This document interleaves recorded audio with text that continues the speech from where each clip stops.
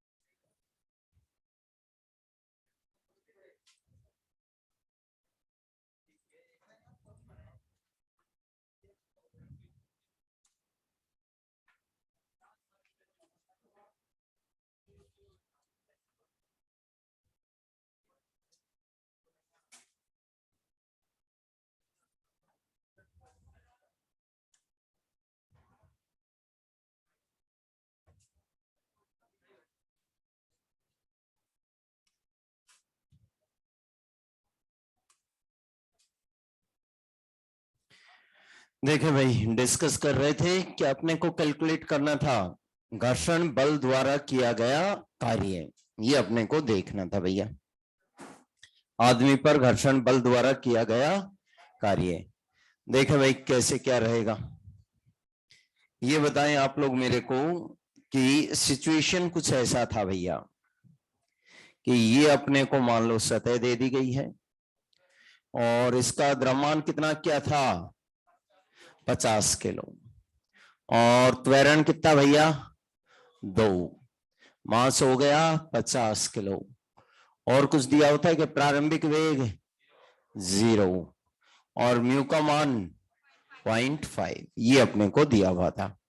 अब आप लोग ये बताओ यार मेरे को कि कोई भी m द्रव्यमान की वस्तु है, कितनी m, जैसे कि उसका द्रव्यमान यदि कितना है 50 किलो, उसका यदि त्वरण कितना है 2, तो आप लोग ये बताओ इस पर परिणामी बल कितना लग रहा होगा और किस दिशा में लगेगा, बताएं।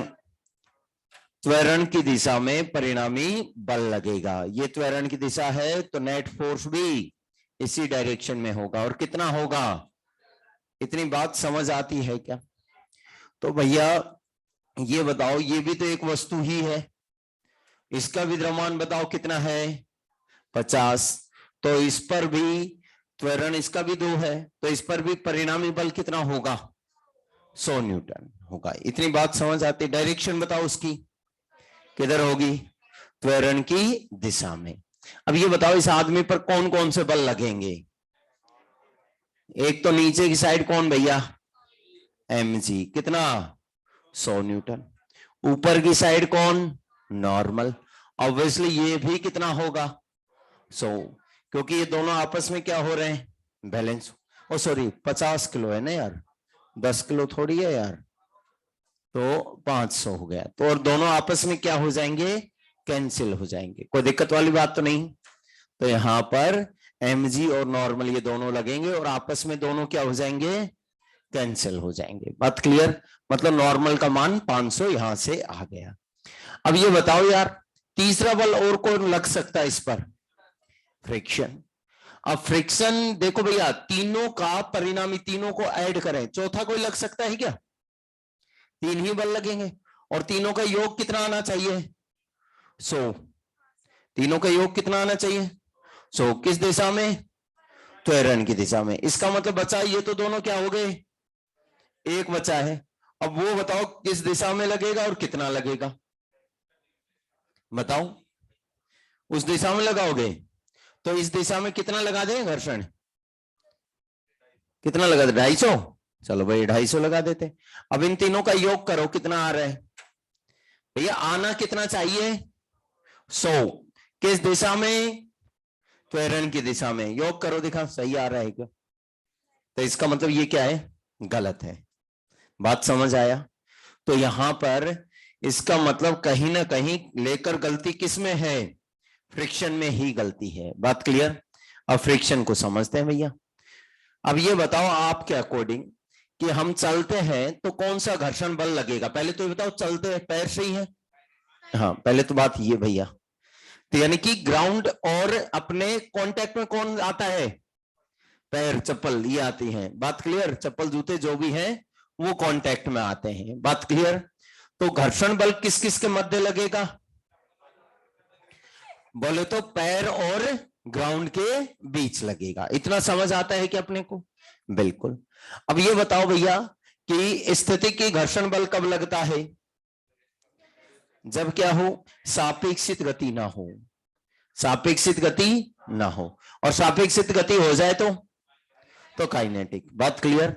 मतलब जो चीजें दो संपर्क में आ रही है उनमें सापेक्षित गति होगी तो, और सापेक्षित गति नहीं हुई तो स्टैटिक। इतना समझ आता है, बिल्कुल। अब ये बताओ, जनरली जब हम चलते हैं तो पैर ग्राउंड के ऊपर रखा जाता है, बिल्कुल। जैसे पैर ग्राउंड पर रखा, कोई सापेक्षित गति हुई क्या, हुई क्या पैर और ग्राउंड के बीच, और जब पैर की सापेक्षित गति होती है तो पैर ग्राउंड के कांटेक्ट में, संपर्क में रहता है क्या, रहता है। पहले तो ये बताओ, चलना आता है या नहीं, कैसे चलते हो, ऐसे चलते हो या फिर ऐसे चलते हो, पहले तो ये भैया डिफरेंस समझना जरूरी है। ऐसे चलते हैं तो पैर जब भी ग्राउंड के कांटेक्ट में होता है तो उसकी सापेक्षित गति, और जब सापेक्षित गति होती है तो कांटेक्ट में। मतलब अब ऑनलाइन वालों को दिखाई नहीं दे रहा होगा तो उनको पैर तो ऊपर तो चढ़ूंगा नहीं मैं, ठीक है, तो इनको पैर मान लो और इसको क्या मान लो, ग्राउंड मान लो। भैया ये पैर इधर रखा, बात क्लियर, तो सापेक्षित गति हुई क्या, नहीं। फिर ये रखा, सापेक्षित गति हुई। फिर ये देखो, अब इसमें क्या हो रही है, सापेक्षित गति, लेकिन वो ग्राउंड के संपर्क में नहीं है। फिर दोबारा कांटेक्ट में आ गए, सापेक्षित गति हुई, नहीं हुई, बात क्लियर। तो हम चलते हैं तो पैर ग्राउंड के कांटेक्ट में आते हैं, और ग्राउंड और पैर के बीच कोई सापेक्षित गति नहीं होता है। कब, जब वो संपर्क में रहते हैं, संपर्क में नहीं रहते तब हो जाता है, लेकिन जब संपर्क में रहते हैं तो सापेक्षित गति नहीं होती है, ऐसे चलते हैं, बात क्लियर। तो सापेक्षित गति नहीं हुई, कब, जब वो संपर्क में था, बात क्लियर। जब पैर संपर्क में होता है तो सापेक्षित गति नहीं हुई, इतना समझ आया। तो फ्रिक्शन काम करेगा तो कौन सा, स्टैटिक। इतना बात क्लियर है, समझ आया। तो यहां पर लगेगा तो कौन सा, स्टैटिक, ये बात क्लियर। और स्टैटिक घर्षण बल म्यू पर निर्भर नहीं करता है, इसका कोई मतलब ही नहीं है, समझ आया, ये फालतू में दे दिया गया। अब देखिए इसके बाद ये बताएं भैया, अपने बॉडी को आगे की तरफ लेकर जाना है तो चलने के लिए पैर पर किधर जोर लगाते हो, तब बॉडी किधर जाएगी, जब दौड़ते हैं तो पैर पर पीछे ऐसे बल लगाते हैं, तब बॉडी किधर जाती है, आगे जाते। रेशर वगैरह देखा होगा, ऐसे पीछे की साइड ऐसे जोर लगाते, तब बॉडी किधर जाती है, आगे जाती। इतना समझ आता है, बिल्कुल। तो यहां पर क्या है, पैर पर किधर फोर्स लगाया, तब बॉडी किधर गई। तो ये बताओ, इस पैर की ग्राउंड के सापेक्ष किधर जाने की प्रवृत्ति है, यदि स्मूथ सरफेस होती तो पैर किधर जाता, तो इसका मतलब ग्राउंड के सापेक्ष पैर की किधर जाने की प्रवृत्ति, पीछे। तो उसका अपोज कौन करेगा, घर्षण, बात क्लियर। कौन सा घर्षण है, स्टैटिक। तो इसका मतलब जब हम चलते हैं, दौड़ते हैं, तो कौन सा घर्षण लगता है, स्टैटिक, और किस दिशा में, आगे की ओर। तो यहां पर स्टैटिक घर्षण लगेगा और किधर, आगे की ओर, बात क्लियर। अब बताओ उसका मान कितना होगा, द्रव्यमान कितना है, 100 है, त्वरण कितना, अब ये बताओ बल कितना होना चाहिए, तो यहां पर ये बल लगेगा, समझ आया। इसका म्यू से कोई लेना देना है क्या। तो पहली बात तो हमने ये सीखी कि कौन सा बल लगता है घर्षण में और कितना लगता है और किस दिशा में लगता है, ये बात समझ आया क्या। अब आते हैं इसके कार्य पर। कार्य बताओ क्या होता है, बल इंटू उसके क्रिया बिंदु का विस्थापन। ये बताओ भैया, जब हम चल रहे थे तो घर्षण बल लगा कब, जब पैर ग्राउंड के संपर्क में था, लेकिन बल लगा आगे, उसके क्रिया बिंदु का विस्थापन हुआ, पैर का विस्थापन हुआ नहीं। और जब विस्थापन हुआ पैर का, जब क्या हुआ, तो ये संपर्क में है क्या, तो विस्थापन तो हो रहा है, लेकिन कौन गायब हो गया, बल। कौन, बल। बात क्लियर। फिर दोबारा कांटेक्ट में आया, तुरंत क्या लग गया, विस्थापन हुआ, और जब विस्थापन हुआ तो बल नहीं। और कार्य होने के लिए बल लगने के साथ साथ उसके क्रिया बिंदु का विस्थापन होना जरूरी है। बात क्लियर। यहां पर दिक्कत क्या है, जब बल लगता है तो विस्थापन नहीं, जब विस्थापन होता है तो बल नहीं, क्योंकि बल तो तब लगेगा भाई संपर्क में होगा घर्षण। बात क्लियर। तो जब बल लग रहा है तो क्या नहीं, और जब विस्थापन होता है तो बताओ कार्य कितना होगा, 0। बात समझ आया। इसलिए यहां पर ये स्टैटिक फ्रिक्शन का कार्य कितना रहेगा, 0 रहेगा। बात क्लियर, समझ आ गए सब लोगों को। अरे कोई दिक्कत है क्या, लिख लो। तो इसका कारण क्या रहा ये बताओ मेरे को, घर्षण बल 0 होने का कारण क्या रहा। अरे इसका मतलब बल के क्रिया बिंदु का विस्थापन कितना है, 0। बात क्लियर। पहले इसको लिख लो, फिर एक लाइन लिखवा देता हूं। क्या डिस्कशन करना था क्या आज, कौन सा सेकंड एक्सरसाइज, चलो कर लेते हैं, पहले इसको देख लो आप लोग।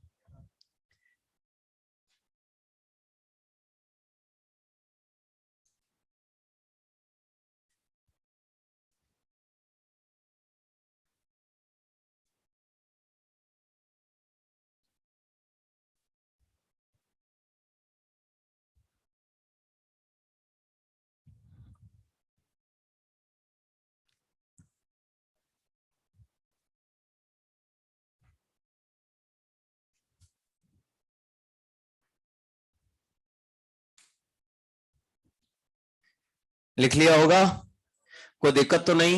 एक बार फिर रिपीट कर रहा हूं इसी बात को, ठीक है, फिर लिखते हैं इसमें। पहली बात भाई क्या थी कि यहां पर 50 किलो है, 2 त्वरण है, तो परिणामी बल कितना आना चाहिए, 100 आना चाहिए। किसकी दिशा में, त्वरण की दिशा में। ये बात हमें पहले ही पता था, मतलब जितने भी बल लगे हैं सभी का रिजल्टेंट 100 आना चाहिए इस दिशा में। यहां पर mg नॉर्मल दोनों आपस में क्या हो गए, तो इधर की साइड इसका मतलब जो भी बल है वो आएगा। अब इससे यहां से मैंने ये सीखा कि जब हम चलते हैं दौड़ते हैं तो कौन सा घर्षण बल लगता है, स्टैटिक। बात क्लियर। और उसकी दिशा किधर होती है, समझ आता है, बिल्कुल। और मान लो यार चलते चलते हम फिसल जाएं तो कौन सा घर्षण बल, तो कौन सा, काइनेटिक लगेगा। फिसल गए तो कौन सा, काइनेटिक। बात क्लियर। क्योंकि उसमें क्या होगी, सापेक्षित गति होगी। यदि चल रहे हैं दौड़ रहे हैं तो स्टैटिक। बात क्लियर। अब इसके यदि हम कार्य की बात करें भैया, तो कार्य 0 क्यों हुआ, उसका कारण क्या है कि जब बल लगा तो उसका विस्थापन नहीं हुआ, और जब विस्थापन हुआ, जैसे कि हम बात करें पैर ग्राउंड कांटेक्ट में आया तो बल लगा क्या, लगा, लेकिन विस्थापन नहीं। और जब विस्थापन हुआ तो बल नहीं लगा। बात क्लियर, समझ आया सब लोगों को, कोई दिक्कत तो नहीं, बिल्कुल नहीं।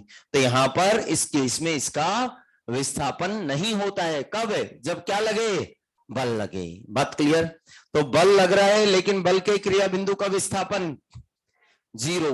बात क्लियर। इसलिए उस बल द्वारा किया गया कार्य भी 0 होगा। कहानी क्लियर है, समझ आया। तो पहले तो इसको लिख डालो आप लोग। लिखो यहां पर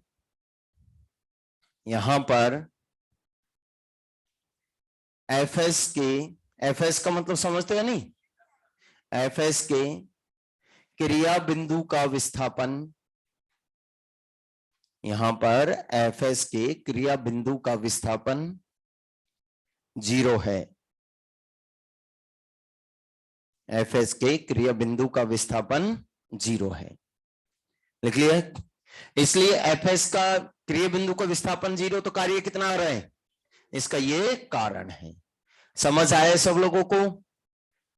अरे कार्य 0 हुआ, इसका कारण समझ आ गया नहीं, ये इसका कारण है कि एफएस बल तो लग रहा है लेकिन उसके क्रिया बिंदु का विस्थापन क्या है, 0, इसलिए किया गया कार्य भी। बात क्लियर, समझ आया। चलो इसमें एक दो बातें और डिस्कस कर लेते हैं। ये बताओ, इस आदमी का त्वरण यदि कितना होता 4, तो ये बल कितना लगता, कितना, कैसे ज्ञात किया, मास इनटू एक्सेलरेशन से, कोई दिक्कत तो नहीं। ये बताओ भैया, यदि इसका त्वरण 6 होता, कितना, तो बताओ कितना, 300। देखते हैं यार 300 मिल भी पाता है या नहीं। एफ एल इक्वल टू होता है म्यू इंटू एन, वहां से ज्ञात किया तो बताओ कितना आ रहा है, कितना मिल पाता क्या, नहीं। तो बताइए क्या होता, ये 6 से दौड़ना स्टार्ट करता तो इसके पैर फिसलते, लेकिन दौड़ कितने से आता, 5 से दौड़ सकता था, क्योंकि बल ही कितना मिल रहा है, मतलब ज्यादा से ज्यादा कितना त्वरण रख सकता है ये, 5 रख सकता है, क्योंकि ज्यादा से ज्यादा कितना बल मिल सकता है, समझ आ रहा है। और द्रव्यमान कितना है 50, इसका मतलब ज्यादा से ज्यादा त्वरण कितना हो सकता है, 5। समझ आया। देखो भैया सिचुएशन ऐसी होती है, जैसे हम कार या बाइक में अचानक रेस दे दें तो क्या देखने को मिलता है, उसका टायर वहीं पर ही घूमने लगता है, मतलब उसमें पावर तो है उतना एक्सीलरेशन रखने की, लेकिन घर्षण बल उतना नहीं मिल रहा है, इसलिए वो क्या हो गया, फिसल गया। आप भी कई बार अचानक बहुत तेज दौड़ना स्टार्ट करो तो मतलब आपका त्वरण तो बहुत ज्यादा है, लेकिन ग्राउंड उतना फ्रिक्शन नहीं दे रहा है, इसलिए पैर क्या करने लगते हैं, फिसलने लगते हैं। ऐसा होता है नहीं, अरे देखा होगा कभी, कार बाइक वगैरह में इसमें तो एक्सपीरियंस किया ही होगा। इसलिए जो लोग ट्रैक पर दौड़ते हैं उनके जूते जो होते हैं विशेष प्रकार के होते हैं, बात क्लियर। तो उसमें क्या होता है कि वो म्यू का मान बोले तो घर्षण गुणांक को क्या कर देते हैं, बढ़ा देते हैं, ताकि जितना चाहे उतना त्वरण मिल जाए, उसके पैर फिसले नहीं, ये कारण होता है। थोड़ा बहुत कुछ समझ आ गया, कोई लोड वाली बात तो नहीं, क्लियर है सिचुएशन।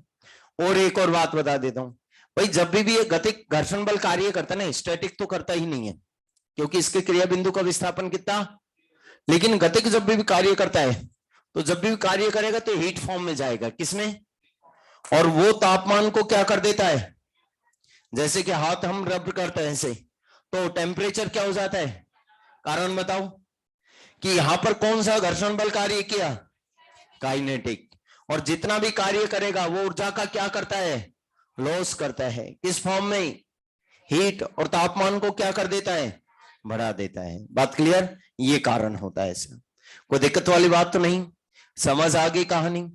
अभी तक जो हम स्टडी कर रहे थे वो था भैया कांस्टेंट फोर्स द्वारा किया गया कार्य। अब बात करेंगे किसका, वेरिएबल फोर्स द्वारा किया गया कार्य। तो पहले डिस्कस करें या क्या करें, डिस्कस तो निकालो भैया। ये समझ तो आ गया अच्छे से, ऑनलाइन वालों से और पूछ लेते हैं एक बार।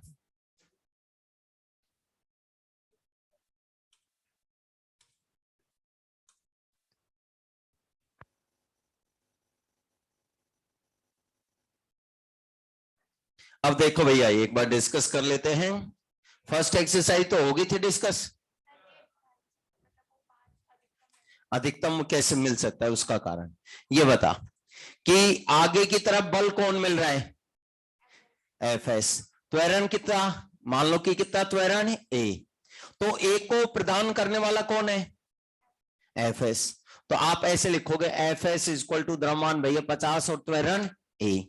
आपको ए का कैसा मान चाहिए, अधिकतम, तो एफ एस का भी, तो बताओ एफ एस का मैक्सिमम कौन है, याद कर लो।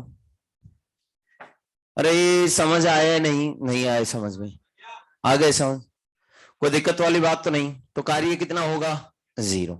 ये तो मैंने वैसे एडिशनल पूछ लिया, ठीक है, समझ तो वो भी आ गया होगा।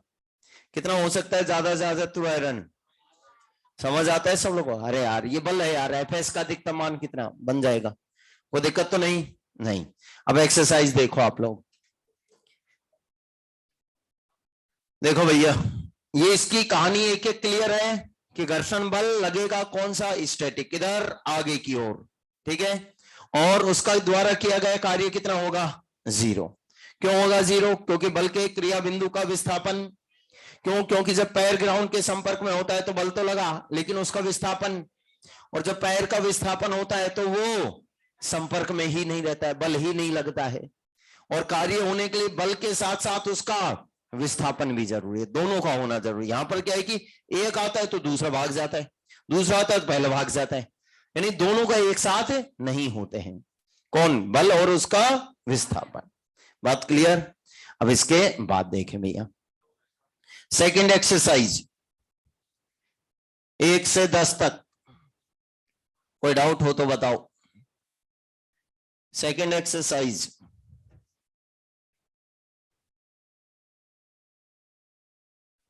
कौन सा? 10वां देख लेते हैं भैया। 10वें में देखो क्या दे दिया है ऐसा, कौन सा? 6ठा नंबर। तो चल 6ठा देख लो भैया एक बार, लोड मत लो। 6ठे में बताओ क्या दिया है? 3 द्रव्यमान है, M2 M3M, और वेग क्या है? नियत। क्या पूछा गया है? 2m पर परिणामी बल। परिणामी बल क्या होता है? Mass into acceleration. बात क्लियर?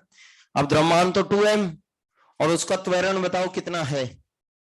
0। तो 2m इंटू 0 तो कितना हो जाएगा? देख लो कौन सा आ जाएगा। कोई दिक्कत वाली बात तो नहीं? समझ आ गए बराबर? उसके बाद कौन सा? 7th number. 7th में आपने क्या सॉल्व किया दिखाओ पहले तो, बाकी इतने 10th बना देते हैं। द्रव्यमान M1 क्षैतिज जैसे रख दिया, रस्सी से जोड़कर दूसरा M2 है, ये घर्षण गुणांक, तो रस्सी में तनाव ज्ञात करो। देखो भैया ये ऊपर द्रव्यमान कौन रखा है? ए या बी? ए है ये, अब यही नहीं पता, पहले पढ़ो अच्छे से। नीचे कौन है? और इधर, तो ये बताओ इधर बल कितना लगेगा? और इधर की साइड गतिक, दैट इज म्यू के M2G। तनाव ज्ञात करना है। कैसे ज्ञात करोगे भाई? सबसे पहले क्या ज्ञात करोगे इसमें? त्वरण। त्वरण के लिए क्या लिखा जाए? ये फोर्स माइनस अपॉन कुल द्रव्यमान, मिल जाएगा त्वरण। फिर उसके बाद इसकी डायरेक्शन को क्या ले लो? इक्वेशन लिखो, तनाव ज्ञात हो गया। बात क्लियर? सेम ऐसा ही इसमें करना है 7वें में। ठीक है, सबसे पहले उसमें तो शायद त्वरण ही ज्ञात करवाए। क्या ज्ञात करवाए? 7वें में क्या ज्ञात करवाए भैया?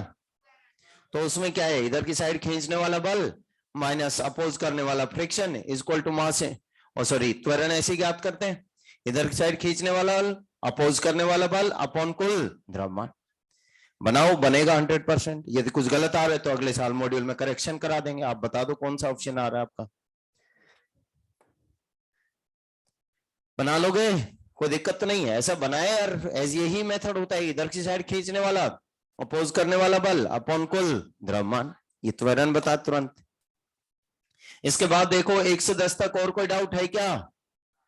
नहीं? फिर 20 तक 12 नंबर। 12 नंबर देख लो भैया, ये नत्तल वाला है क्या? तो यहां पर कौन बढ़ाते जा रहे हैं? बताओ कहां तक ब्लॉक रेस्ट पर रहता है?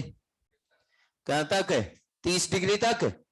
तो इसका मतलब ये विराम कोण है, और विराम कोण में आपने पढ़ा होगा कि mu s is equal to tan theta होता है। थीटा का मान कितना रख लो? 30। तो यहां से म्यू एस का मान मिल जाएगा, कोई दिक्कत तो नहीं? इसका वैल्यू कितना होता है?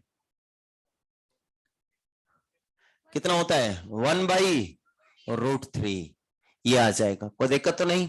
अब इसको सॉल्व करने के लिए थोड़ी मेहनत कर लेना है, ऐसे यदि सॉल्व नहीं हो रहा तो √3 ऊपर नीचे गुणा कर लो, तो ऊपर तो वैल्यू कितनी होगी? 1.7321 ये, और नीचे कितना? 3। तो डिवाइड कर लोगे, ये ज्यादा दिख रहा है तो थोड़ा कम कर लो ऐसे, कोई दिक्कत तो नहीं है? कर तो लोगे ना डिवाइड? बिल्कुल।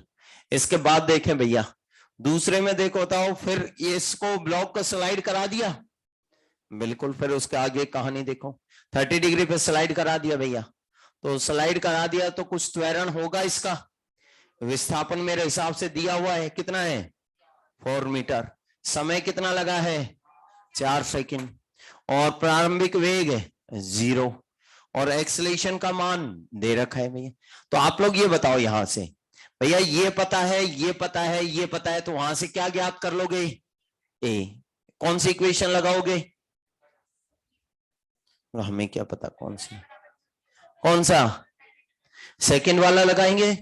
तो सेकंड वाला इक्वेशन लगाओगे, उससे क्या ज्ञात हो जाएगा? ए ज्ञात हो जाएगा। बात क्लियर?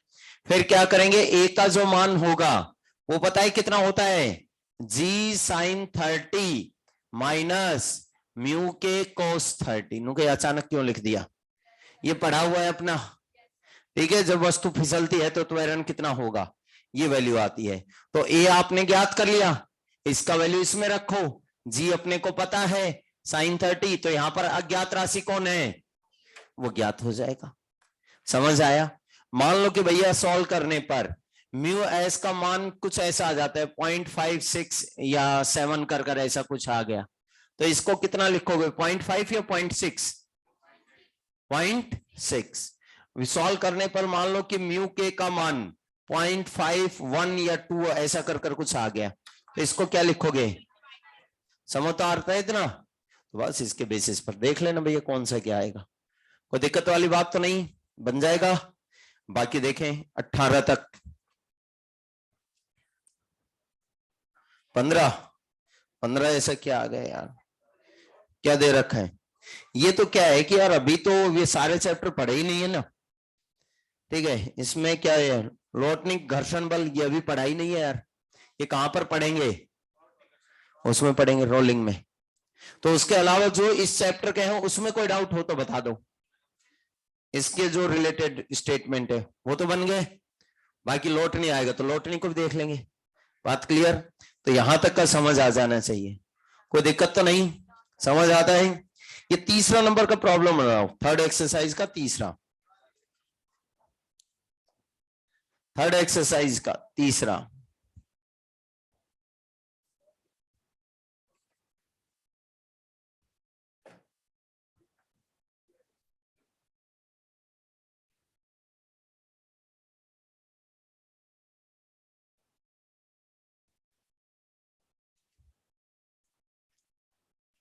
देखो क्या है ये प्रॉब्लम, सामने देखो लोड मतलब, ये बताओ भैया कि एक स्प्रिंग जो इस पर कितना बल लगा रहा था, एफ। तो ये बताओ बाकी सभी स्प्रिंग मिलकर कितना बल लगा रही होंगी, क्योंकि वस्तु किस पर है। तो बताओ बाकी सभी स्प्रिंग मिलकर वो भी एफ ही लगाएंगे। दिशा किधर होगी, ऊपर। बोले तो इसके जस्ट ऑपोजिट, तो उसका ऐसा बोलेंगे। कोई दिक्कत वाली बात तो नहीं। अब किस स्प्रिंग को काट दिया, जो कौन सा बल लगा रही थी, एफ, उसको क्या कर दिया, इसको लेकर कट कर दिया भैया। तो अब बताओ इस द्रव्यमान पर बल बचा कितना, और द्रव्यमान कितना, क्या पूछा है, कितना आएगा, बन गया। कोई लोड वाली बात तो नहीं, समझ आता है बराबर। अब देखो दोबारा किस पर आ जाते हैं, कोई फर्स्ट एक्सरसाइज में तो दिक्कत नहीं है, डिस्कस हो गया था। अब नेक्स्ट लिख लो, work done by variable force, मतलब परिवर्ती बल द्वारा किया गया कार्य, परिवर्ती बल द्वारा किया गया कार्य। देखो भैया परिवर्ती बल क्या होता है, परिवर्ती बल द्वारा किया गया कार्य।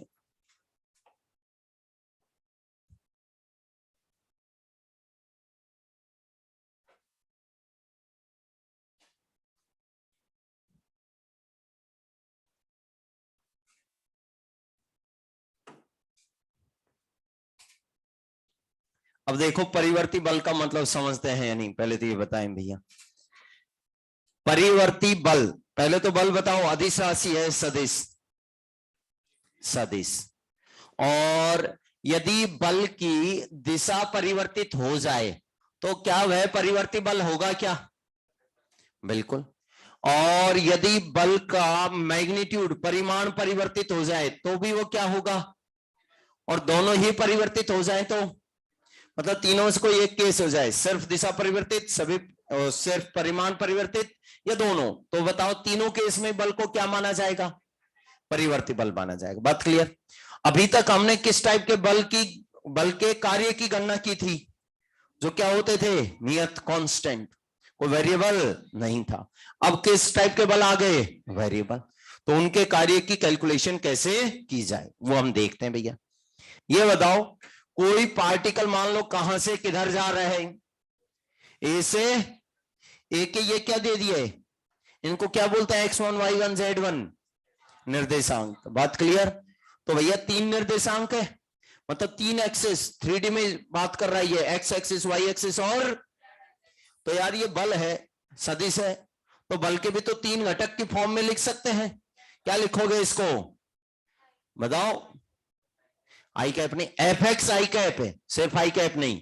फिर बताओ एफ आई जे कैप, फिर एफ जेड के कैप। ये क्या है? F x F I F Z बल के निर्देशांक है। अरे बल के घटक हैं, एक्स अक्ष के अनुदेश, वाई अक्ष के अनुदेश और जेड अक्ष के अनुदेश। अरे घटक सुने हैं या नहीं?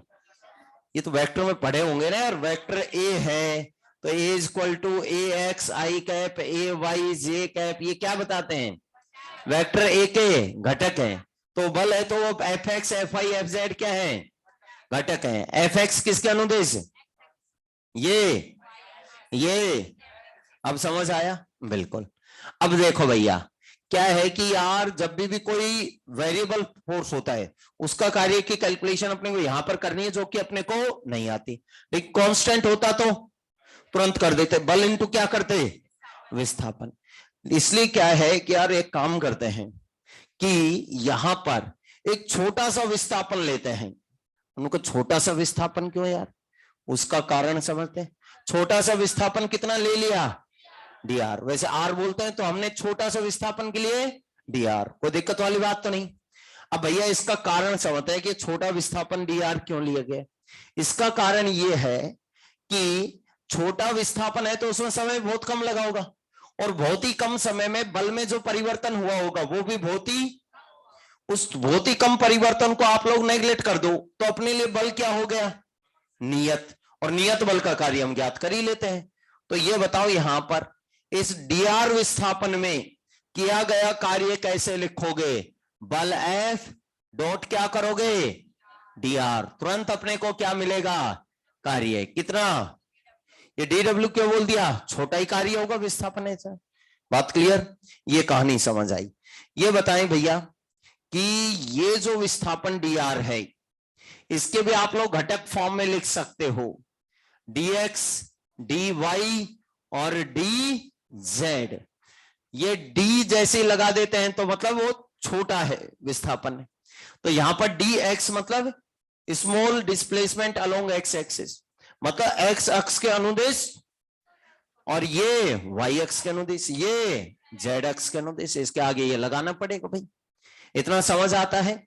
जैसे r वेक्टर इक्वल टू आपने पढ़ा होगा x i cap y j cap z, तो d लगाने का मतलब क्या होता है कि स्मॉल एलिमेंट है। इतना कहानी क्लियर है? अब अपने को तो यार पूरा कार्य ज्ञात करना है, तो उसके लिए क्या किया जाए इन सभी का? बात क्लियर? तो पहला काम तो ये करो आप लोग, f को dr का क्या करो? तो करो भैया डॉट प्रोडक्ट में क्या i का j का k का, बताओ कार्य में क्या लिखा जाएगा? क्या लिखें?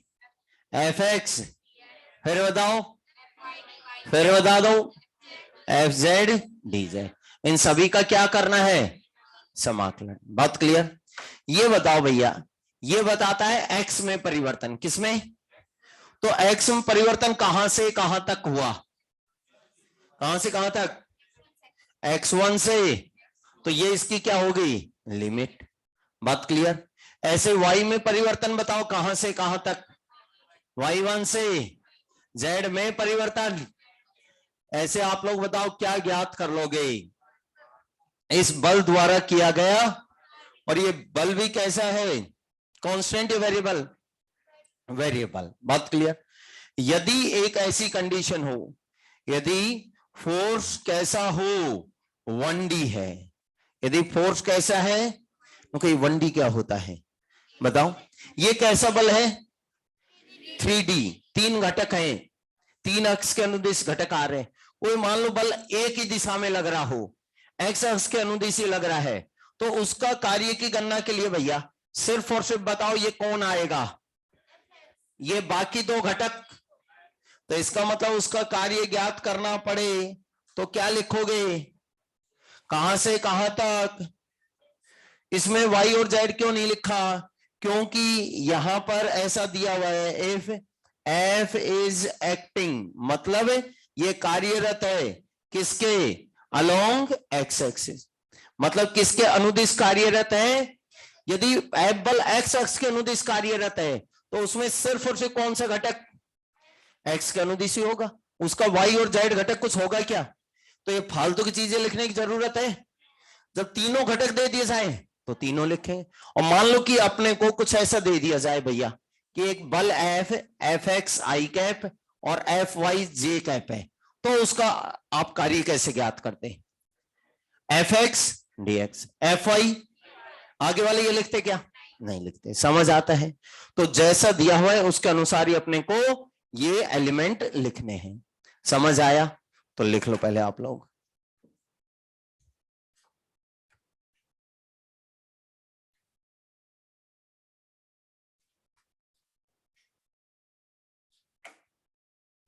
कोई दिक्कत वाली बात तो नहीं है।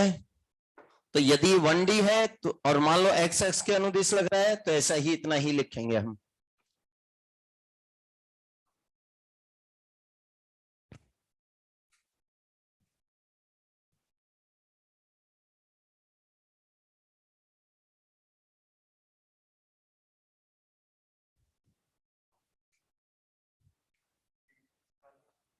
अलग अलग मैग्नीट्यूड निकालने हो तो कैसे कर सकते हैं, पहले ये बताओ ये समझ आया है नहीं, ये फॉर्मूला आ गया समझ, तो अभी प्रॉब्लम दूंगा तब अपने आप समझ आ जाएगा।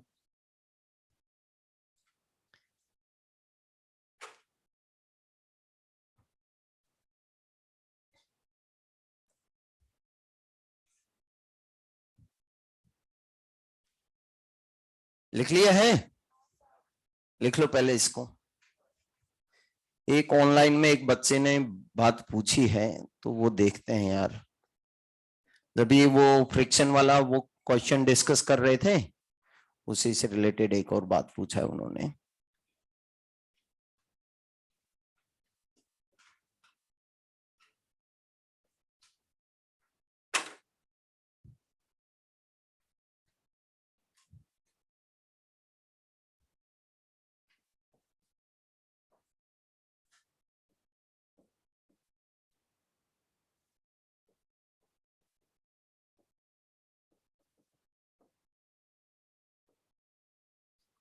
लिख लिया है यहां तक, लिख लो पहले तो यहां तक, फिर उसको लिखना नहीं है, देखना है उसको सिर्फ और सिर्फ, कहीं पता लगे इसके साथ इसको लिख डालो।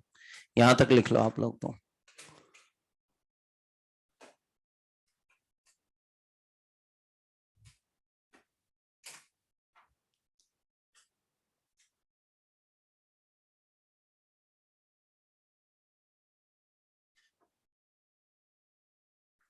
देखो क्या होता है कि कोई भी प्रॉब्लम, जैसे ये प्रॉब्लम है, ये मैंने इस पर दौड़ रहा है, ये मतलब इतना लंबा डिस्कशन चल सकता है कि एक क्लास पूरा इसी पर चलता रहे, इसी पर कम से कम 50 क्वेश्चंस बन सकते हैं।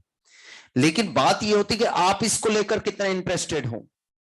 ठीक है, अपने को क्या है कि मेरे को ऐसा लगने लगता है कि इनको भारी पड़ रहा है यार ये प्रॉब्लम, इंटरेस्टेड ही नहीं, इसलिए जो क्वेश्चन था वह इतना बनाओ और खत्म करो, बात क्लियर। लेकिन जब आपस में अच्छा सर ये ऐसा हो जाए तो ये, तो दो चार डाउट्स पूछे जाते हैं तो प्रॉब्लम आगे भी भैया कुछ समझना चाहते हैं, बात क्लियर। मैं खुद से ही खुद से बताता जाऊं तो कोई मतलब ही नहीं बनता उस चीज का।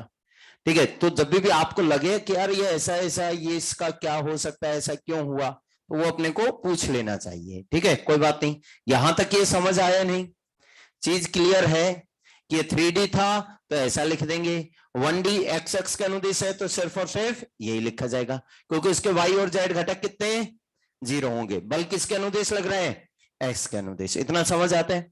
अब देखो भैया, ये बताएं कि जैसे कि ये इसने दौड़ना प्रारंभ किया तो प्रारंभिक वेग कितना 0, कुछ टाइम बाद इसका वेग होगा, होगा बिल्कुल भाई, दौड़ रहा है तो ऑब्वियसली कुछ टाइम बाद तो वेग होगा। यहां पर इस केस में कितने बल लग रहे हैं, कितने 3, वर्क डन बाय नॉर्मल कितना क्यों जीरो क्यों भैया? क्योंकि विस्थापन तो इधर हो रहा है, ठीक है, मतलब जा तो इधर रहा है, ये मुद्दे वाली बात ये है। तो नॉर्मल द्वारा किया गया कार्य mg द्वारा और फ्रिक्शन द्वारा, तीनों कैलकुलेट कर लिए ना आपने। तो ये बताओ यहां पर बाह्य बल ये 3 लगे, तीनों के द्वारा किया गया कार्य जीरो है। कितना है? जीरो। अब ये बताओ यार, थोड़ी देर बाद इसकी गतिज ऊर्जा बढ़ गई क्या? तो गतिज ऊर्जा बढ़ी है नहीं, वेग बढ़ गया, तो इसके बॉडी की गतिज ऊर्जा क्या हो गई? बढ़ गई। तो ये बताओ भाई, एक ऊर्जा यदि बढ़ रही है तो कोई ना कोई क्या कर रहा है? कार्य कर रहा है। तो इस पर कार्य किसने किया? किसने? 3 बल लग रहे हैं भैया, तीनों का कार्य कितना है? जीरो ही है, बिल्कुल। तो इस पर कार्य किसने किया? इसमें क्या होता है कि इसका जो शरीर जो अपना होता है ना, खुद जो इंसान होता है वो सोर्स ऑफ एनर्जी होता है, खुद भी कार्य कर सकता है। जैसे मैं उठाकर रख दूं इसको, बात क्लियर, ये मेरी एनर्जी है, बात क्लियर। तो इंसान क्या है कि खुद दौड़ता है, तो उसकी आंतरिक ऊर्जा किसमें परिवर्तित होती है? गतिज ऊर्जा में। इसलिए दौड़ता रहेगा तो थोड़ी देर बाद क्या हो जाएगा? थक जाएगा। थकने का मतलब उसकी ऊर्जा क्या हो गई? कम हो गई है, बात क्लियर। वो ऊर्जा कहां जा रही है? उसकी गतिज ऊर्जा में परिवर्तित हो रही है, बात क्लियर। इसलिए यदि इंसान दौड़ता है तो थोड़ी देर बाद क्या हो जाएगा? थक जाएगा। कारण क्या है उसका? कि उसकी आंतरिक ऊर्जा किस में परिवर्तित हो रही है? गतिज ऊर्जा में, बात क्लियर। समझ आया नहीं? कोई दिक्कत तो नहीं? तो ये इसका कारण होता है कि भैया चल रहा है तो इंसान को, यानी कि गतिज ऊर्जा आई तो कहां से आई? उसकी आंतरिक ऊर्जा किस में परिवर्तित हुई है? गतिज ऊर्जा में। समझ आया? कोई दिक्कत वाली बात तो नहीं।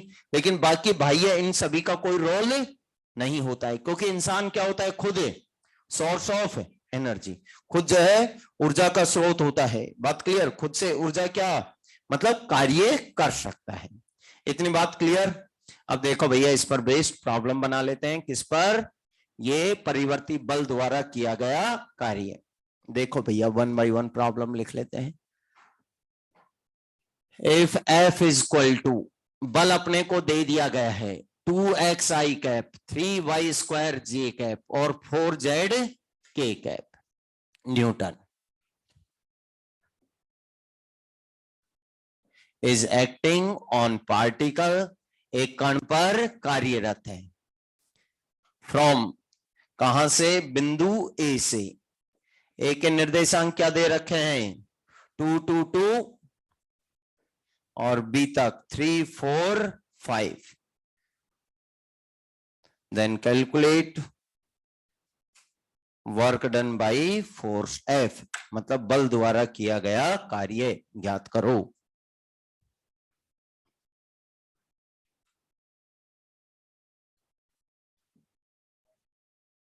क्या? 3y स्क्वायर जे कैप है।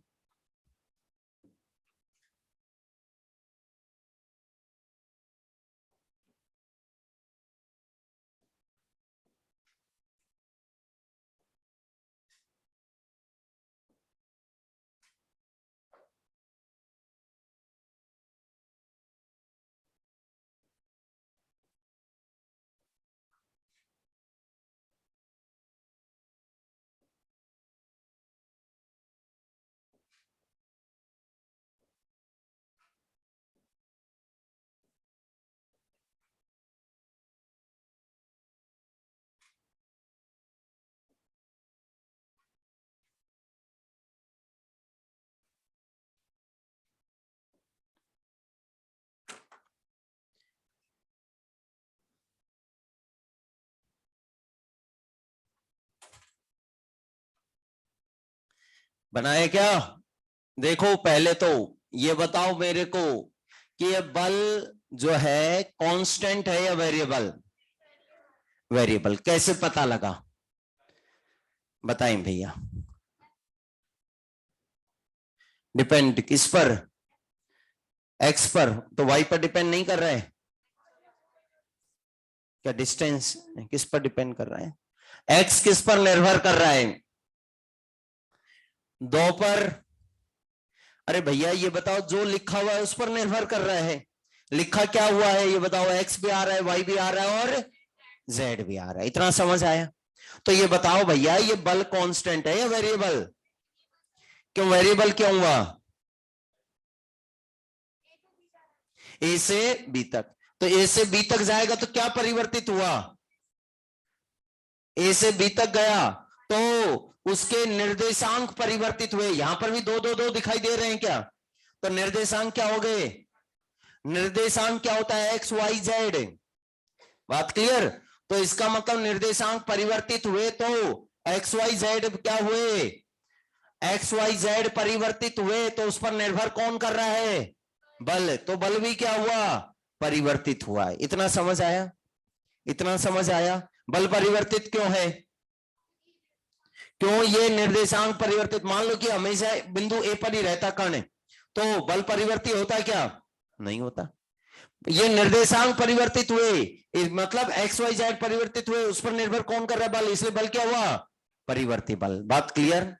समझ आया? यदि ये बल ऐसा होता, ऐसा F equal to i cap 3J cap 4K cap, ये बल बताओ कैसा है? फिर बिंदु ए से बी तक जाता, तो ये परिवर्ती बल होता है या नहीं? होता है या नहीं? बताओ भैया, ये बल परिवर्ती होता है या नहीं? नहीं होता। क्यों नहीं? क्योंकि ये देखो, निर्देशांक परिवर्तित होने पर बल पर कोई फर्क ही नहीं पड़ रहा है। बात क्लियर? ये तो इस चैप्टर का पहला प्रॉब्लम था, इसका मतलब रिवाइज कर कर आए हो आप लोग, तो ये याद होना चाहिए था।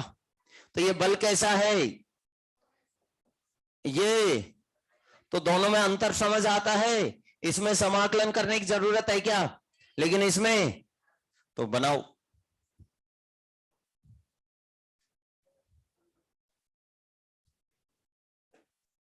तो पहले तो पहचान आनी चाहिए भैया, वेरिएबल है या नहीं।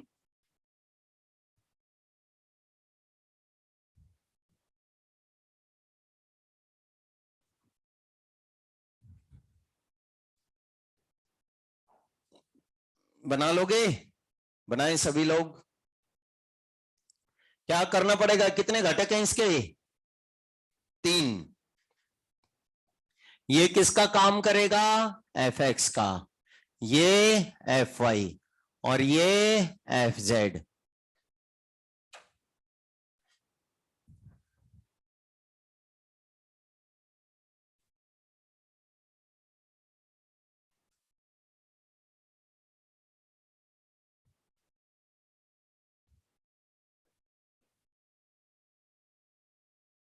बन जाएगा? बनाओ जल्दी।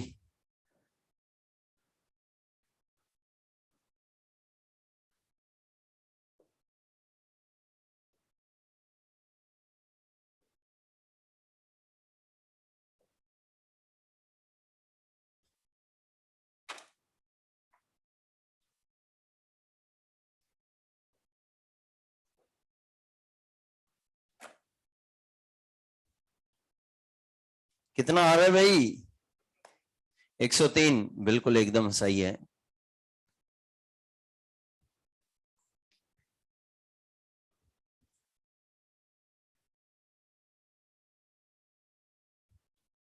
पहले तो ये मैं समझा देता हूं, एक बार सामने देख लो, बनाया या नहीं बनाया, कोई दिक्कत नहीं, एक बार सामने दे। ये अपना फॉर्मूला है, तो इसमें एफ एक्स का मान कितना होगा? एफ एक्स का मान 50x 2x। 2x कहां से लाए?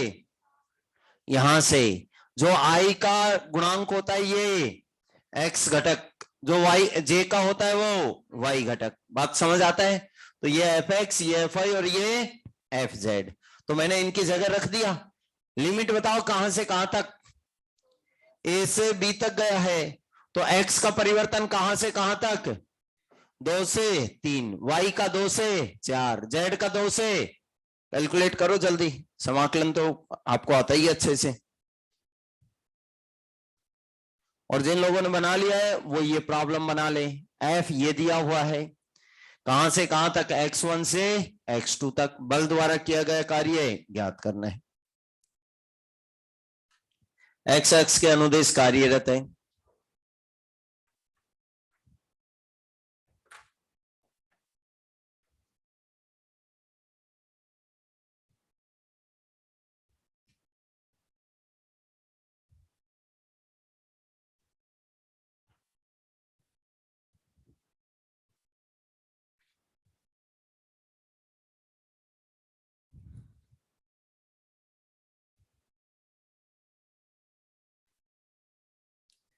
क्या भाई बना लिया है? कितना आ गया? 103 आ गया, बिल्कुल बहुत सही। ये और ज्ञात कर लो नेक्स्ट वाला। तो इसका समाकलन कर लिया होगा मेरे हिसाब से सब लोगों ने। कितना आ रहा है बताओ? अरे 103, इसका बताओ पहले आगे क्या होगा। क्या होगा 2x का एक्स स्क्वायर बाई 2, 2 से 2 क्या हो गया कैंसिल, सामने देख लो। एक्स स्क्वायर कहां से कहां तक, 2 से 3 तक। फिर बताओ 3y स्क्वायर का y क्यूब बाई 3, 3 से 3 कैंसिल, तो क्या आ गया y क्यूब, 2 से 4 तक। लिमिट देख लो आराम से। फिर 4z का बताओ, z का z स्क्वायर बाई 2, तो 2z स्क्वायर ऐसा कुछ आ जाएगा। कहां से, 2 से 5 तक। अब लेकर आप लोग बना ले भैया, लिमिट पुट करो। 3 का स्क्वायर 9 माइनस 4, तो ये आ गया 5, प्लस ये 4 का क्यूब 64 और ये 8, तो ये आ जाएगा 56, 56। इसके बाद 5 का स्क्वायर 25 माइनस 4 21 इंटू 2 42, ये आ जाएगा। कोई दिक्कत वाली बात तो नहीं है? इसको जोड़ोगे तो 103 जूल आ जाएगा।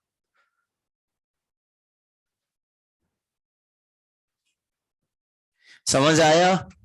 नेक्स्ट प्रॉब्लम, ये अपने को बल्ब एक बार सामने देख लो है क्या। ये बल्ब दिया हुआ है जो किसके अनुदिश लग रहा है, एक्सेस के। मतलब ये 1D 2D 3D कौन सा है, 1D। किसके अनुदिश है, कहां से कहां तक जा रहे हैं कण, क्या ज्ञात करना है, बल द्वारा किया गया कार्य, ये ज्ञात करो।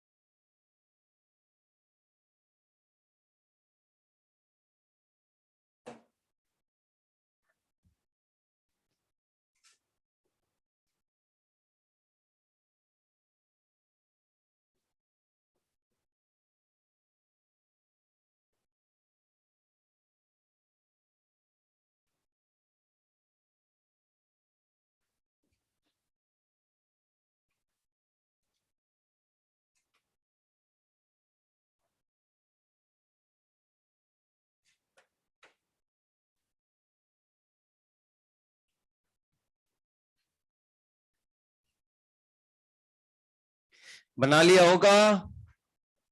अरे बन गया है या नहीं?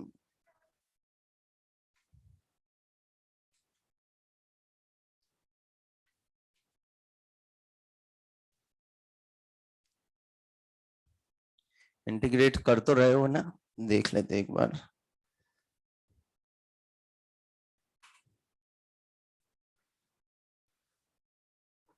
क्या भाई इंटीग्रेशन कैसे क्या करोगे, थोड़ा दिखाओ भाई। करो इंटीग्रेशन।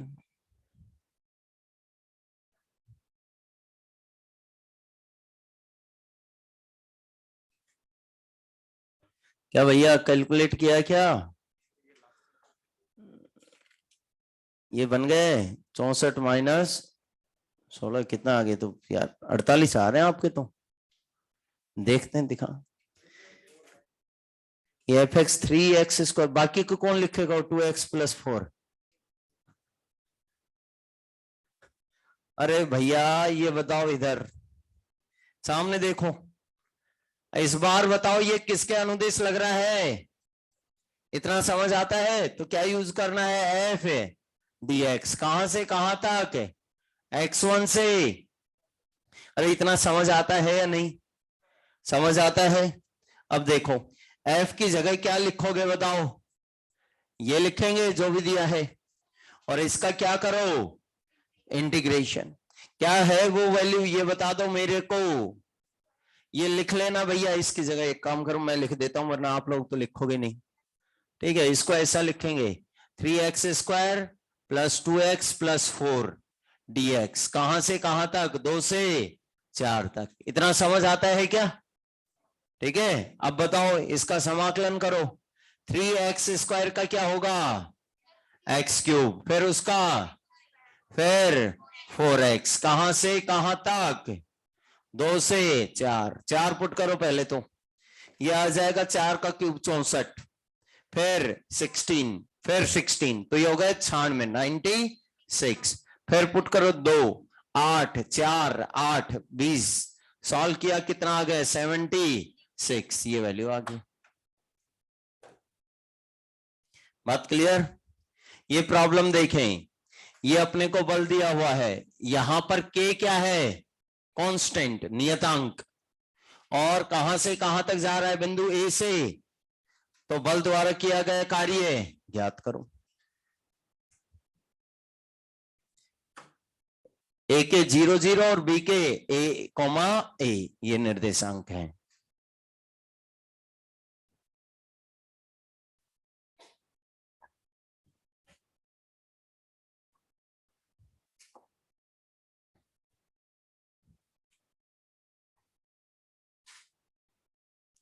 ऑनलाइन वालों ने बना लिया है ये प्रॉब्लम भी, आप लोग बनाओ भैया।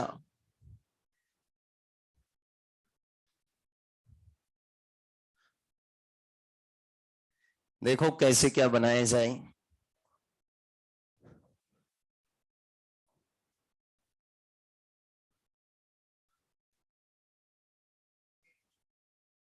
पहले तो बताओ ये 1D है, 2D है या 3D है?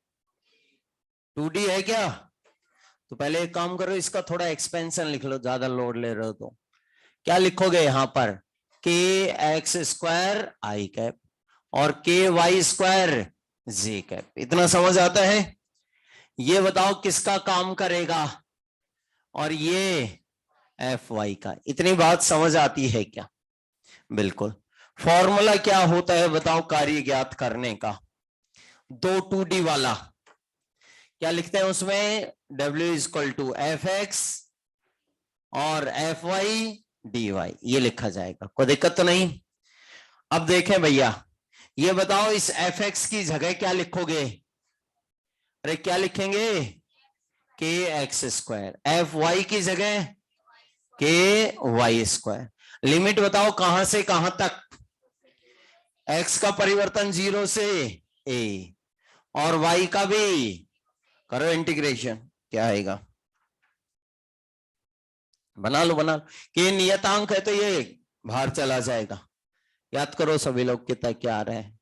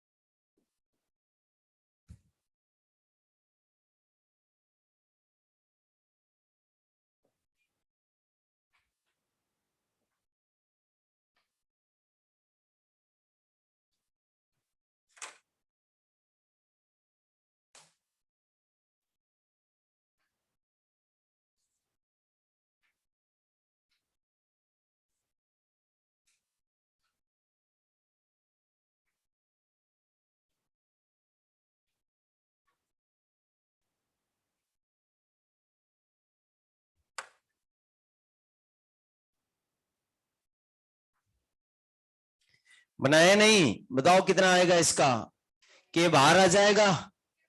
बताओ x² का x³/3, 0 to a, इसमें के बाहर आ गया, तो y³/3, 0 to a, पुट करें भैया, ka³/3, 0 रखने से तो वो घटेगा तो कुछ नहीं, इधर भी लिमिट पुट करो, तो फाइनली ये आ जाएगा 2a³/3, ऐसा कुछ आएगा। दोनों को जोड़ दोगे तब, दोनों से ka³/3, उधर से भी ka³/3, तो दोनों को जोड़ेंगे तो ये वैल्यू आ जाएगी। कोई दिक्कत है क्या? देख लें भैया, आप लोगों को डायरेक्ट नहीं लिखना है, तरीके से लिखना है जो भी है। मतलब मुद्दा ये है, समझ आना चाहिए। नहीं समझ आ रहा है तो मैं पूरा इंटीग्रेशन कर दूं, ठीक है। अब ये बनाओ, यहां पर क्या दिया हुआ है कि ये बल है जो यहां पर कार्यरत है, कहां से कहां तक, बिंदु ए से बी तक। ये किधर ए और बी दिखाई दे रहे हैं? नहीं, किस रेखा के अनुदिश जा रहा है? y इक्वल टू, ये पढ़ना में थोड़ी दिक्कत है भैया, y इक्वल टू 2x, इस रेखा के अनुदिश जा रहा है ये कण, बिंदु ए से बी तक। बनाओ भैया, बल द्वारा किया गया कार्य।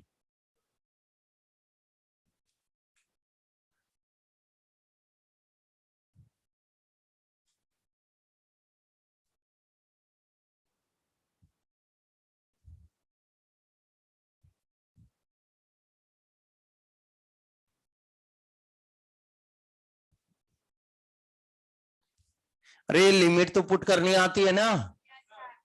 इधर पहले ए रख दो x की जगह, तो एक के ए क्यूब बाई 3, फिर क्या पुट करोगे? 0, तो घटेगा तो कुछ नहीं, वैसा ही उधर करेंगे। तो यार एक दिन तो आप तसल्ली से बैठकर, जिसको इंटीग्रेशन दिक्कत हो, 2-4 इंटीग्रेशन कर कर देखो कैसे लिमिट पुट करते हैं।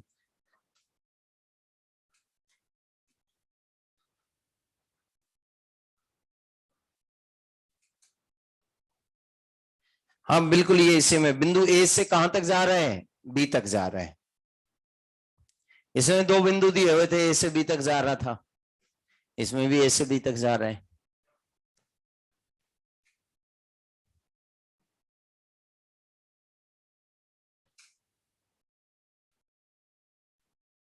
पहले तो बता दो ये 1D है या 2D?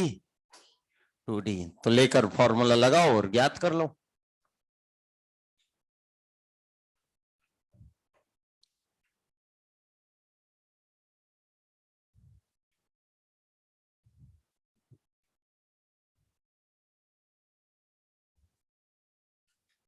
कितना आ रहा है? 2 जूल, एकदम सही। कितना आ रहा है भाई? चेंज हो रहा है कभी कितना। पहले बताओ ये समझ आ गया है या नहीं सब लोगों को? इसके बाद देख लेते हैं।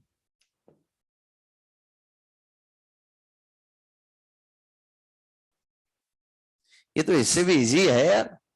ये बताओ यहां पर एफ एक्स का मान कितना है? अरे एफ एक्स 2x, इधर बताओ एफ एक्स का मान कितना है? y, और एफ वाई का? Only x। क्या क्या? पहले तो आप कंफर्ट जोन में आओ, ऐसे काम नहीं चलेगा। यहां पर एफ एक्स कितना है?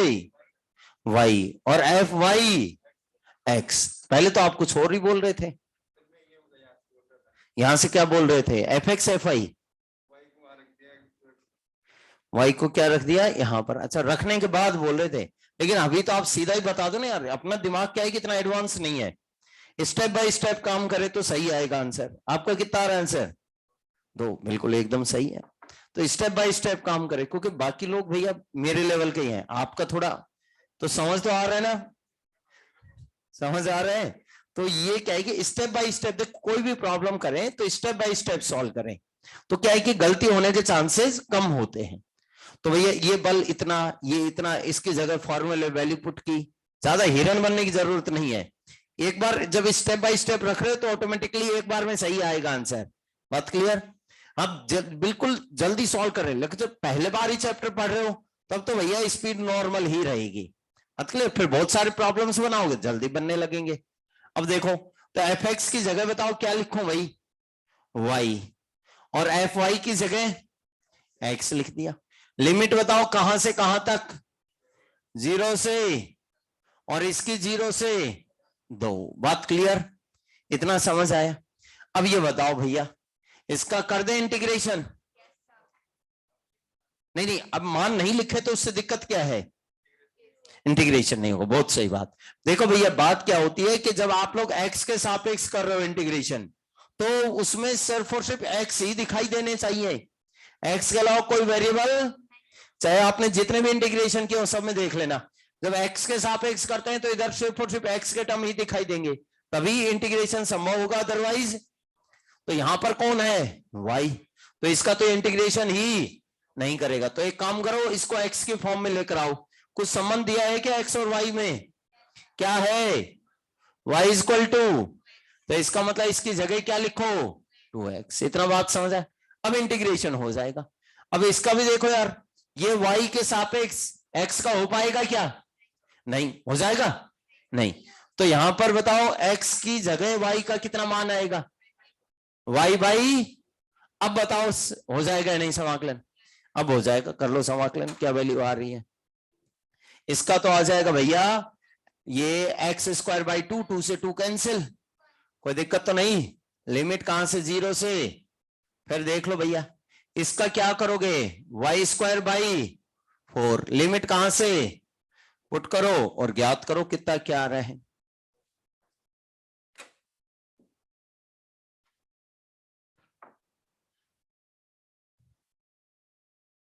अरे समझ तो आ गया है, कोई दिक्कत तो नहीं है। ये प्रॉब्लम मैंने इसलिए करवाया है कि अभी मैंने घूमकर देखा तो काफी लोग इंटीग्रेशन करते टाइम ये लिखते ही नहीं है कि किसके सापेक्ष, आप लिखते हो लेकिन बहुत सारे लोग लिखते ही नहीं है कि जो सामने आए उसी का कर दो इंटीग्रेशन। ऐसा नहीं होता भैया, किसके सापेक्ष कर रहे हैं ये भी मैटर करता है, बात क्लियर, तो उसी के फॉर्म में होना चाहिए। अब कहानी क्लियर है, कोई दिक्कत तो नहीं, कर लोगे, बिल्कुल। तो ये बताओ भैया, जब भी वेरिएबल फोर्स का कार्य की कैलकुलेशन करनी हो तो पहले तो क्या लेते हैं, छोटा डिस्प्लेसमेंट, और फिर उसका कार्य ज्ञात कर कर क्या करना पड़ता है, समाकलन, और कांस्टेंट में समाकलन करना पड़ता है क्या, नहीं। बात क्लियर, समझ आता है इतना। अब इसके बाद देखें भाई, एक स्पेशल केस बता रहा हूं, उसमें कैसे क्या कैलकुलेशन की जाएगी उसको समझते हैं। ये क्या है कि मान लो कि बिंदु ए और बी ये अपने को दिए हुए हैं, सामने देखो आराम ठंडे दिमाग से, ये लिख लिया, इसमें कहीं किसी को दिक्कत हो तो बता दें ऐसा क्यों कर दिया भैया, समझ आता है।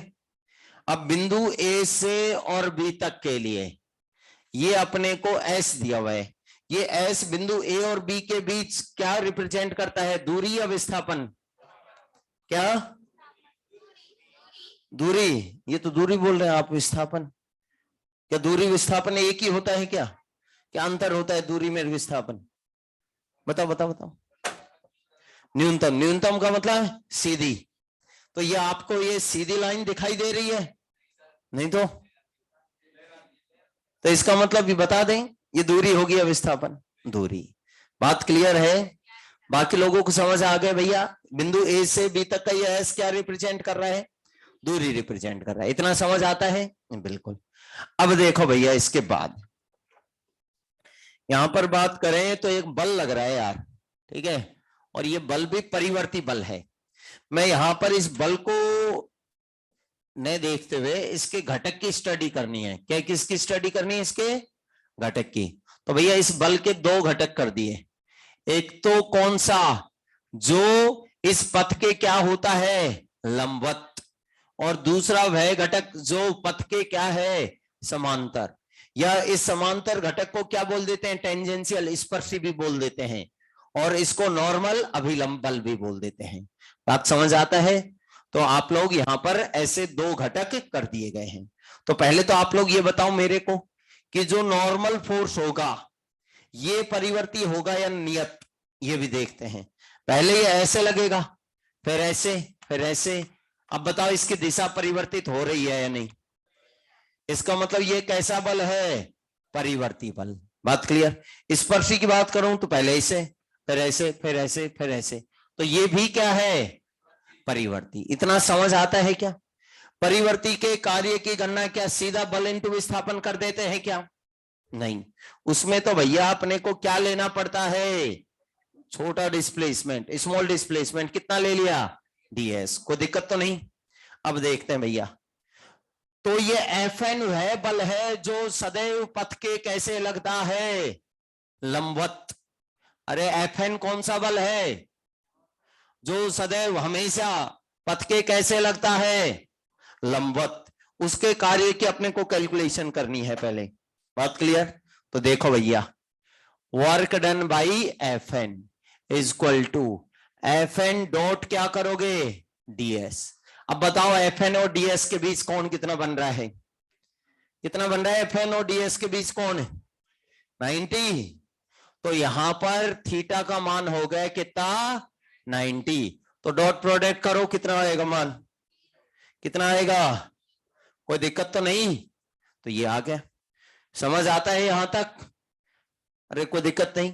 अब यहां से एक बात समझ आती है, वह बल जो सदैव पथ के क्या होता है, लंबवत, उसके द्वारा किया गया कार्य, जैसे कि एक पार्टिकल को धागे से कनेक्ट कर दिया जाए, अटैच कर दिया जाए और उसको सर्कुलर पाथ में घुमाओ, तो तनाव बल हमेशा पथ के कैसे लगेगा? तो बताओ तनाव बल का कार्य इसमें, ठीक है? जैसे कि भैया ये अर्थ मान लूं, ये मून मान लूं, चंद्रमा ऐसे घूम रहा है, तो गुरुत्वाकर्षण बल सदैव पथ के कैसे लगता है, तो उसके द्वारा किया गया कार्य समझ आता है? सैटेलाइट सर्कुलर पाथ में घूम रहा है, गुरुत्वाकर्षण बल हमेशा पथ के कैसे लगेगा, तो उसके द्वारा किया गया कार्य। मतलब ऐसे जितने भी केस हों, ठीक है? और जैसे केस बता देता हूं भैया, जैसे कि ये पार्टिकल इस पाथ पर चल रहा है, फिसल कर आ रहा है, तो इस नॉर्मल देखोगे तो ऐसे लगेगा हमेशा। ये नॉर्मल बताओ पथ के क्या रहता है, तो इस नॉर्मल के द्वारा किया गया कार्य है। बात समझ आया? तो मुद्दे वाली बात क्या है कि वह बल जो हमेशा पथ के कैसे लगे, उसके द्वारा किया गया कार्य जीरो होगा। यह बात समझ आती है या नहीं? तो एक तो अपने को यह बात समझ आई यहां से, ठीक है? एक बात और समझते हैं। अब किसकी बात करते हैं, स्पर्शी की। स्पर्शी बल द्वारा किया गया कार्य देखो भैया, तो उसमें F T dot D S, बताएं भैया इन दोनों के बीच कौन कितना, जीरो। समझ आता है ना, एफ टी डी एस के बीच कौन? तो इसको खोलो भैया, डॉट प्रोडक्ट करो, कितना आएगा, F T D S cos zero का मान ये आ गया। बात क्लियर? यदि यहां पर एक कंडीशन दी जाती है, कंडीशन क्या दी जाती है, यदि एफ टी का परिमाण, ठीक है, यदि एफ टी का परिमाण नियत है, नियत का मतलब समझते हो या नहीं, उसमें कोई परिवर्तन नहीं हो रहा है, तो ये बताओ समाकलन से बाहर आ गए भैया। तो ये समाकलन से बाहर आ गया, तो अंदर बताओ कौन बचा। अब डीएस का समाकलन का मतलब समझते हो नहीं, ऐसे छोटे छोटे एलिमेंट का सभी का योग करो, कितना आएगा, कितना आएगा? तो फाइनली अपने को यह समझ आया कि स्पर्शी बल द्वारा किया गया कार्य एफ टी इंटू क्या है, एस है, एफ टी इंटू एस। यहां पर ये एस क्या बता रहा है, विस्थापन, दूरी। बात क्लियर? तो ये एक मात्र ऐसा केस है जिसमें बल द्वारा किया गया कार्य ज्ञात करने के लिए बल इंटू क्या करना पड़ता है, दूरी, न कि विस्थापन। समझ आया? तो इस डिस्कशन से क्या क्या, एक तो ये बात सीखने को मिली, किस बल द्वारा किया गया कार्य है, स्पर्शी। क्या होता है, बल इंटू दूरी। दूसरा, वह बल जो हमेशा पथ के कैसे हो, उसके द्वारा किया गया कार्य है। लिख लो इन दोनों पॉइंट को, हेडिंग कुछ नहीं, ये 2 पॉइंट है भैया, याद रखने, ठीक है? स्पेशल पॉइंट है 2।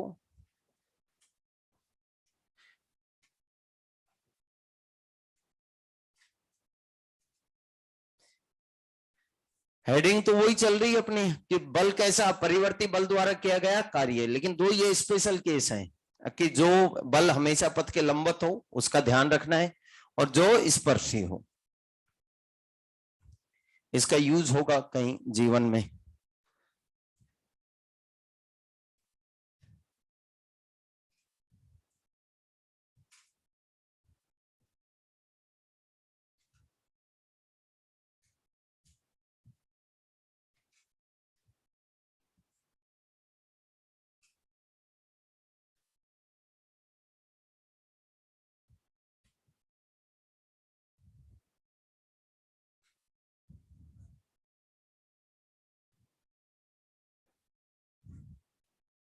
ये बात ध्यान रखना, यदि एफ टी का मैग्नीट्यूड क्या हो, नियत, तो उस केस में बल इनटू क्या कर दोगे, दूरी, ये उसका कार्य बताएगा स्पर्शी बल का।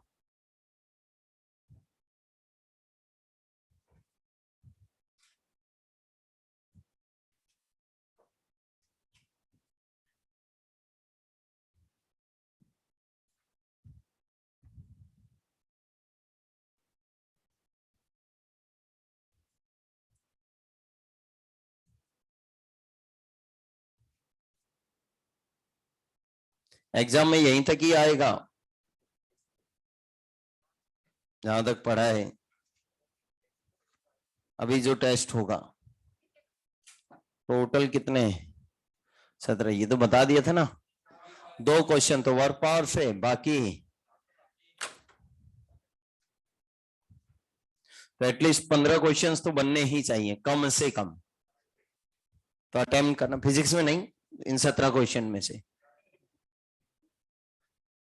अटेम्प्ट करना, बन जाएंगे। ठीक है, यदि क्लास नोट्स पढ़ा है तो सारे बन जाएंगे, लेकिन अटेम्प्ट करना पड़ेगा उनको। ऐसा नहीं फिजिक्स देखते, अच्छा एक काम करो ये 10 पेज तो पलटाओ, आगे का देखते हैं, ऐसे नहीं बनेंगे। अच्छा,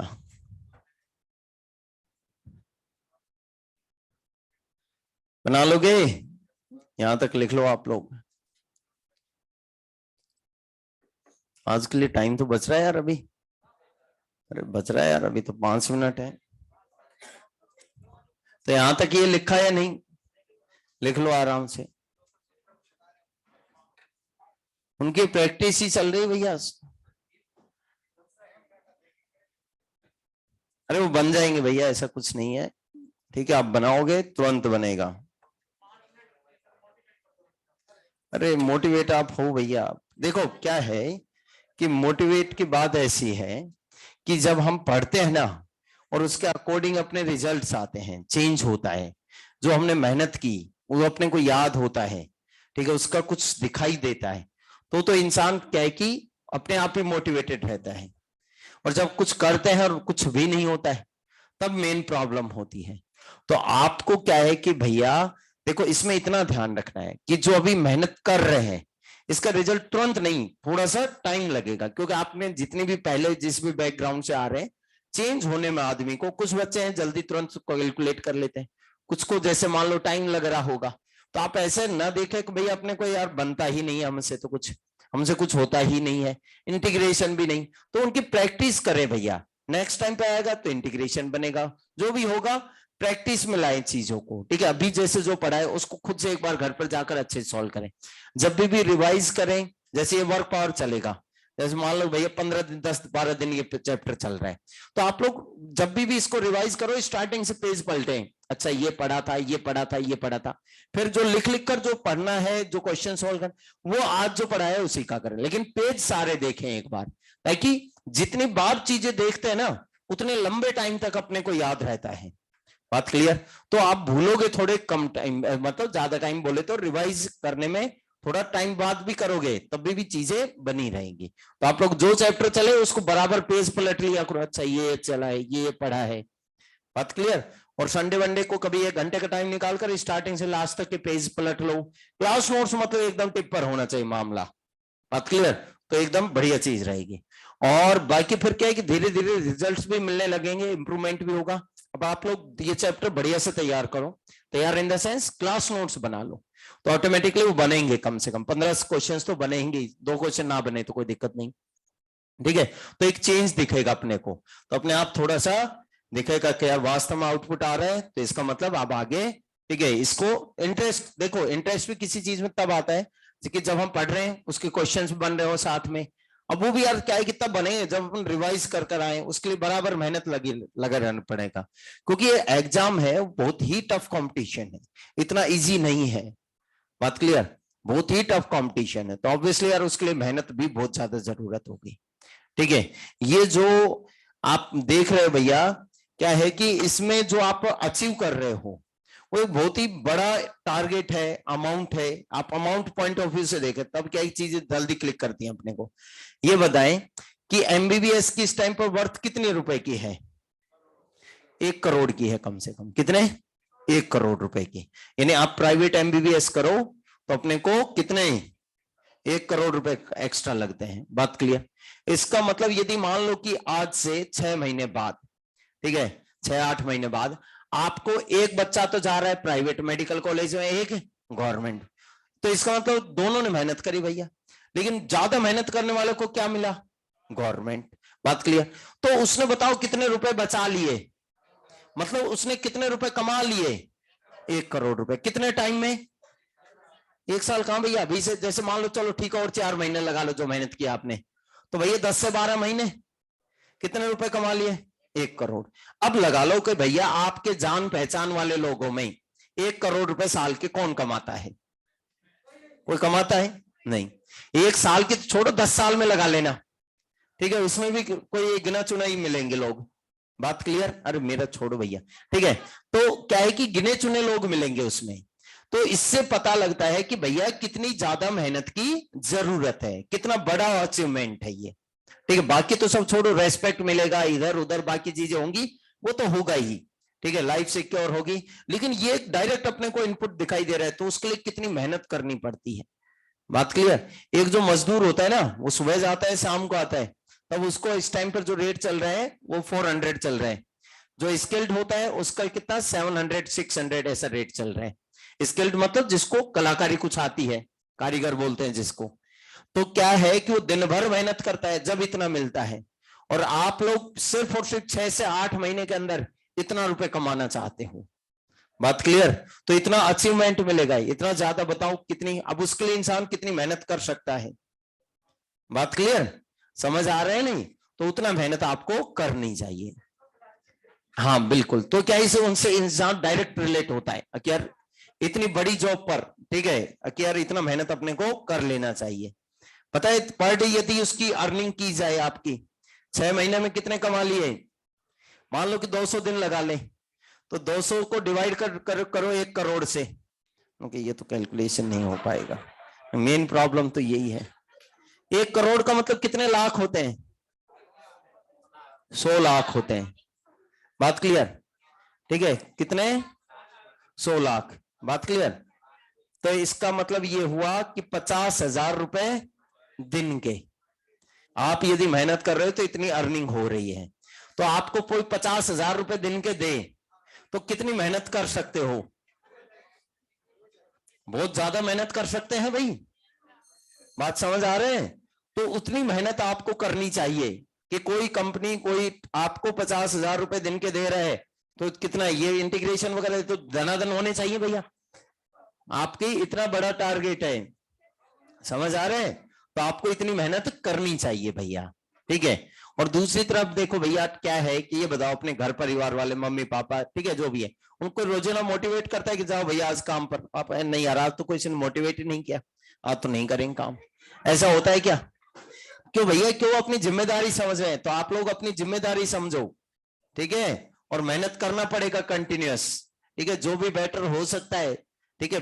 पढ़ाई के तरीके वगैरह सब अपने को जो भी चीजें हैं, मुद्दे वाली बात है क्लास नोट जो क्लास में पढ़ाए जाए वो बराबर अपने को पढ़ना है, जो होमवर्क मिले वो टाइम टू टाइम अपने को करना है, ठीक है। जैसे जैसे जो जो चीजें पढ़ाई जा रही है उसी वे में अपने को आगे बढ़ना है, ठीक है।